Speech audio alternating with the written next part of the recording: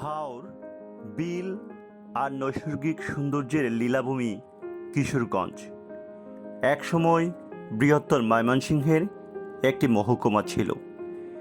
একদিকে নরসুন্দা, অন্যদিকে সুমেশ্বরী নদী, দুকুল ছাপিয়ে মাঝখানে কিশোরগঞ্জ ছোট্ট একটি দ্বীপের মতো।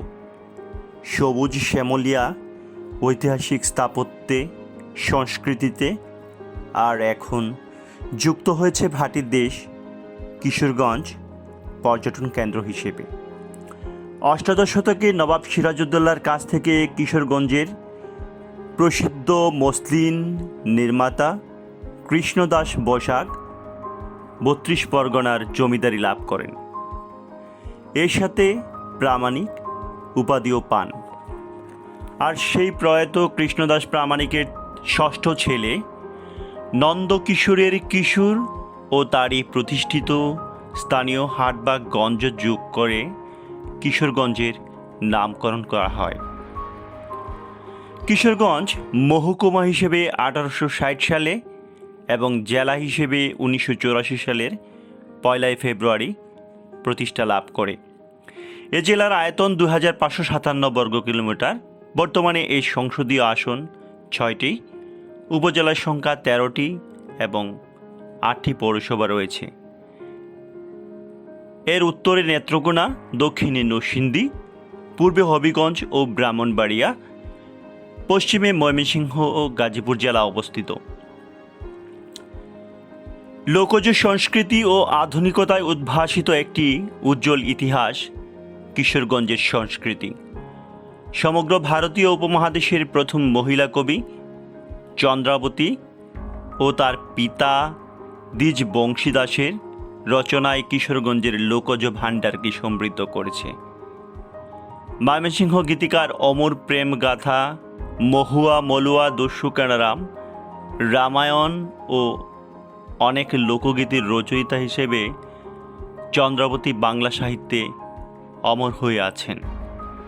চন্দ্রাবতীর কাহিনী অত্যন্ত মর্মান্তিক। বাল্যকালে তিনি তার গ্রামের সহপাঠী জয়ানন্দের প্রেমে পড়েন। দ্বিজ বংশীদাস কন্যার মনোভাব বুঝতে পেরে উভয় পক্ষের সম্মতিতে বিয়ের দিন ও তারিখ ধার্য করেন। আর একদিকে বিয়ের প্রস্তুতি চলাকালে আসে দুঃসংবাদ।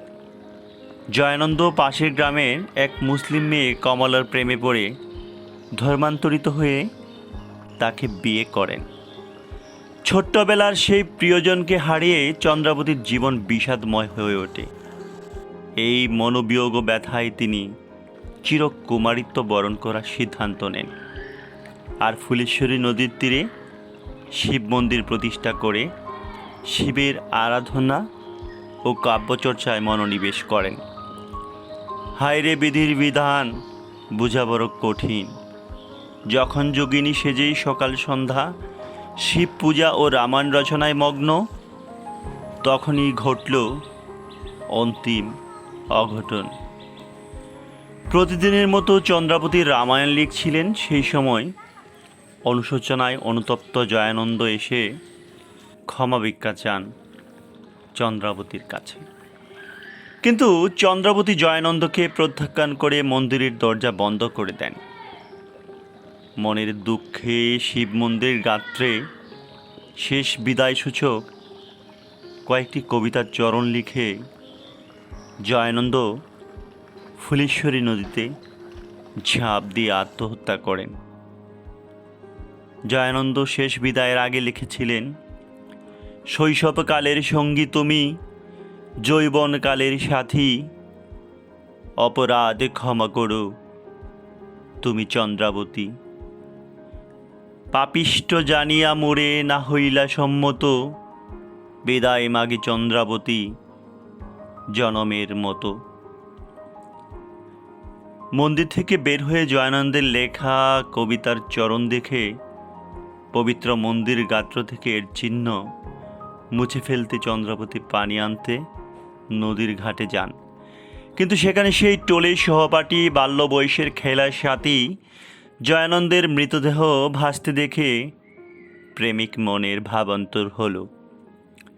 হৃদয়ের রক্তকরণে দগ্ধ হয়ে চন্দ্রাবতীও সেই ফুলেশ্বরী নদীতে ঝাঁপ দিয়ে নিজের জীবন বিসর্জন দেন।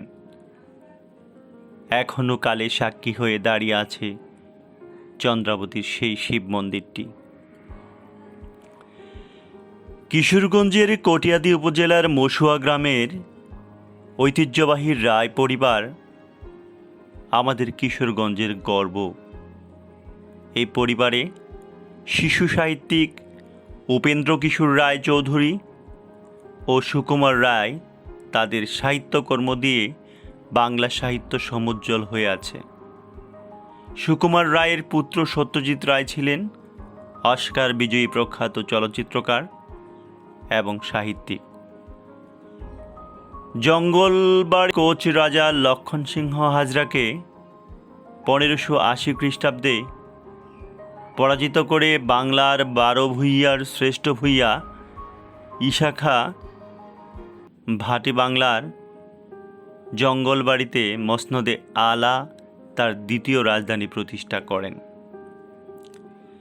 দুর্গটি দখলের পর তিনি এর প্রতিরক্ষা ব্যবস্থা সুদৃঢ়করণ, দুর্গের সংস্কার সাধন, 3 দিকে পরিখা খনন এবং নসুন্দার সাথে যোগাযোগ রক্ষা করে এটিকে দ্বীপের আকার দেন। জঙ্গলবাড়ির সাথে ঈশা খাঁ যেমন জড়িত, তেমনি ঈশা খাঁর কথা বললে মনে করিয়ে দেয় ঈশা খাঁ ও মানসিংহের মল্লযুদ্ধের স্থান পাখন্দিয়ার 11 সিন্দুরকেও। ব্রহ্মপুত্র ও শঙ্খ নদীর তীরবর্তী স্থানে 11 সিন্দুর দুর্গটি তৈরি করেন যুদ্ধের জন্য।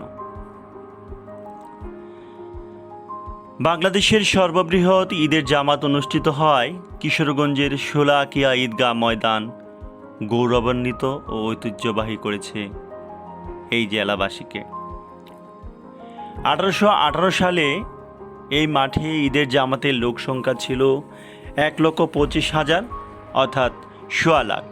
এই 1.25 লাখ থেকেই উচ্চারণের বিবর্তনে বর্তমানে শোলাকিয়ার নামকরণ করা হয়েছে। অন্যমতে মোগল আমলে এখানে পরগনার রাজস্ব আদায়ের একটি অফিস ছিল। সেই অফিসের অধীন পরগনার রাজস্বের পরিমাণ ছিল 1.25 লাখ টাকা।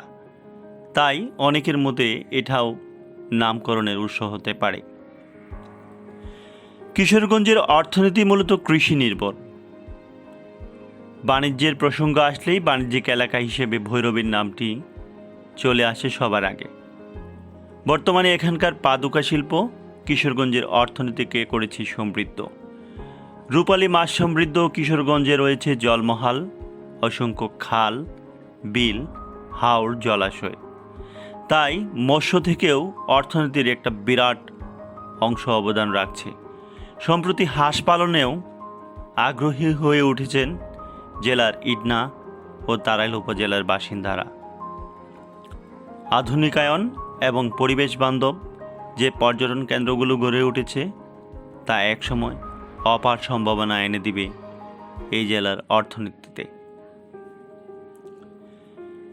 হাওর বাওর, ভাটি ও মাছের দেশ, সবুজ প্রকৃতি সব মিলিয়ে একাকার। ভ্রমণ পিপাসু মানুষের তৃষ্ণা মেটাতে মেঠামইনের অল ওয়েদার রোড সময়ের ব্যবধানে এখন ভ্রমণ পিপাসুদের জন্য আনন্দদায়ক স্থানে পরিণত হয়েছে।